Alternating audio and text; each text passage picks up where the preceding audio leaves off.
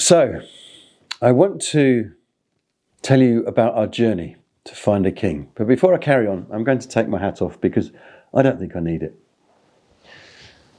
Anyway, back to our journey.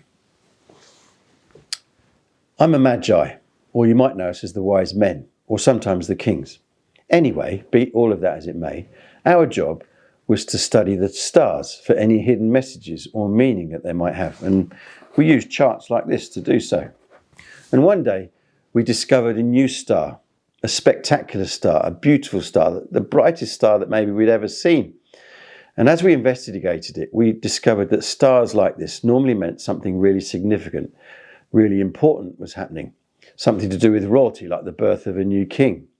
So we thought, well, such a star, such a beautiful star, really deserved more investigation. So we set off on a journey, a very long journey, and we kept following the star. And it took a really long time, over a year in fact. Still anyway, we finally arrived at our destination. We went to a city called Jerusalem and found the palace, because we thought, well, if you're going to find a newborn king, you're going to find them in a palace. Well, we did find a king. His name was Herod, but he definitely wasn't a baby. Still, we explained to him why we'd embarked on our journey and about the star and why we'd arrived in Jerusalem. And he spoke to some of his advisors who told him that ancient writings, ancient scriptures had foretold about the birth of a newborn king, a ruler from God who'd be born in Bethlehem. And Herod was really interested in all of this. And he said to us, look, you carry on your journey, find out where this child is, and then come and tell me.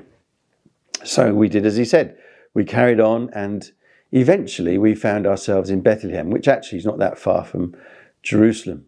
And we found the place where the child was, no longer a little baby. But all the same, we were just overwhelmed and overjoyed by finding this child.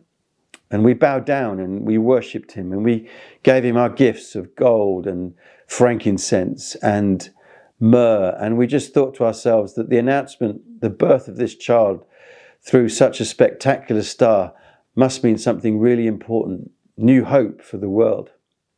And so what about Herod, you might ask? Well, we were warned in a dream not to go back to him. So we went back home by a different route.